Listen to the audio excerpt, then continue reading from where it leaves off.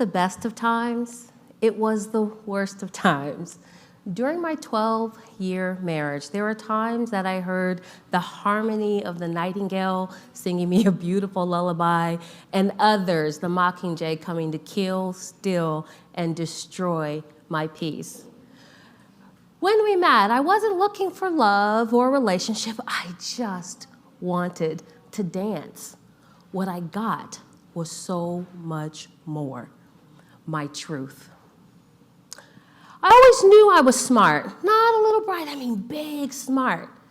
My sister Lisa taught me to read when I was 3 years old, and I loved when my sister Rochelle would say, "Deena, you're such a smart little girl." Confirmation and affirmation in one powerful statement. I had to have my IQ tested because they were busing all the smart black children to integrate the all-white schools, and my third grade teacher selected me for the glorious opportunity to be educated and to become an involuntary activist in breaking the color barrier at 8.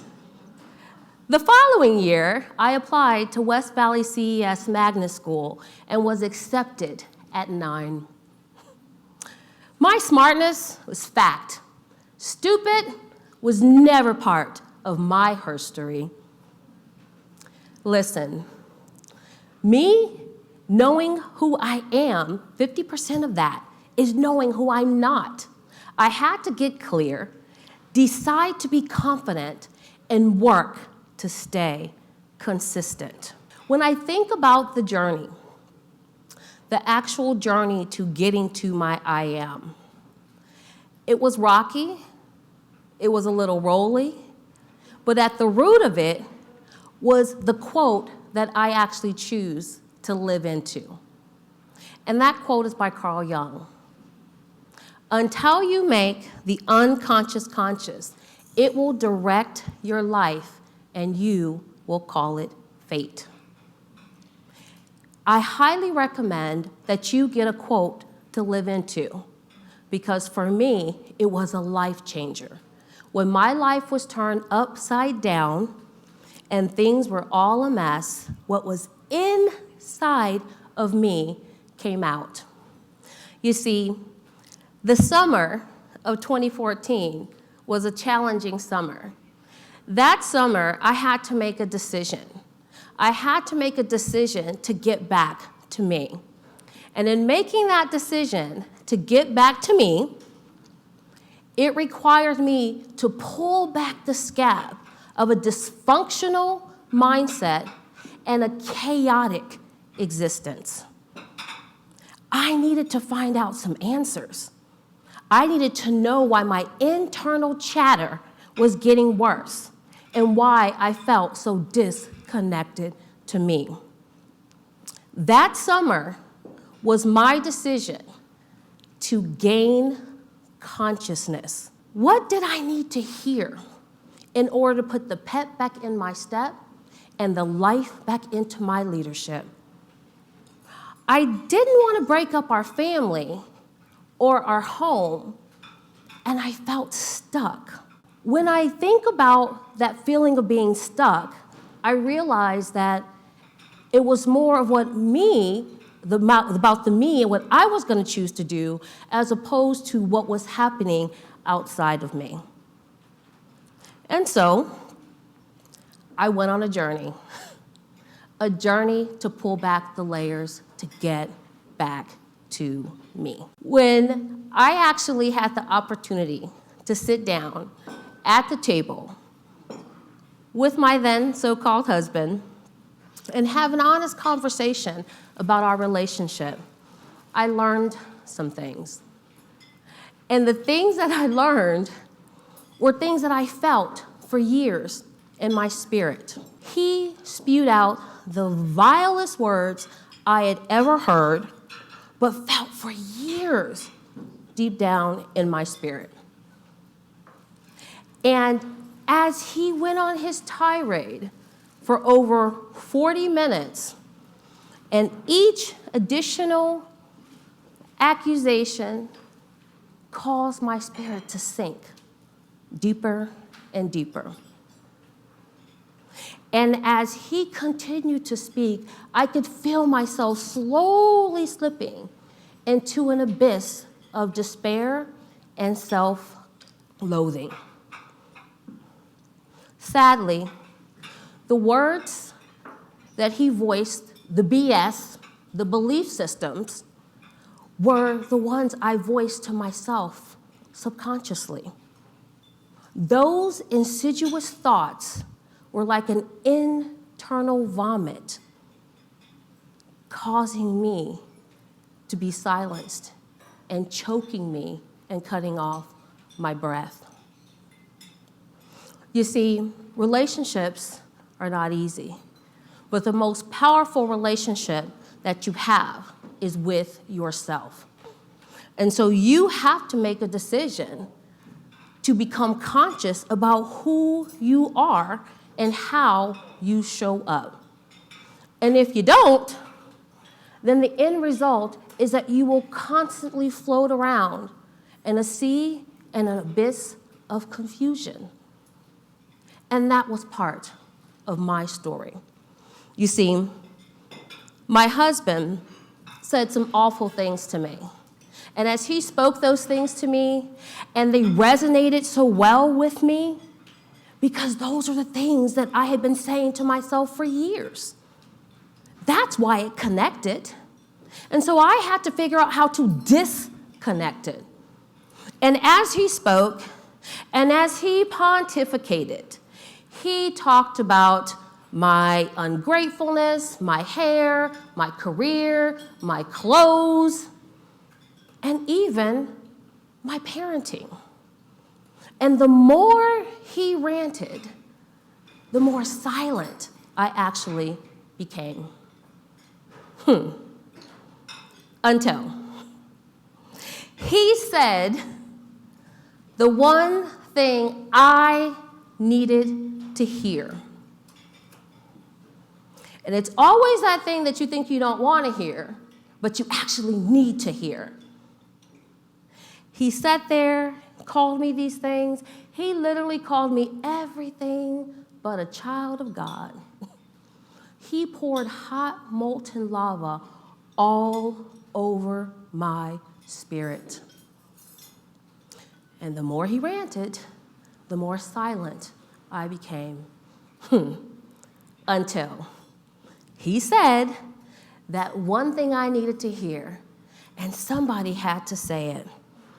He said, "And you are the stupidest woman I have ever met." When he called me stupid, the fire alarms went off in my head. He literally saved my life. I am forever grateful to him. You see, somebody had to say it. And when he said it, it was like a nice tall glass of ice cold water to my thirsty soul. What he meant to be the kill shot was actually the liquid magic I needed to remember who I am. Because I'll tell you this, one thing that I know, beyond a shadow of any doubt, I am not stupid. Okay? And I think about this journey and the fact that along the journey, we get so caught up about what the world says about us and telling us who we are, as opposed to what we know to be true. And here's what I know. I know that I'm bold. I know that I'm brilliant. I know that I'm beautiful. And I know that I am enough. And but yet I had walked around for many years like an imposter, and I decided I did not want to be an imposter anymore. That dreaded imposter bully had to go. And the only way to break that was through consciousness.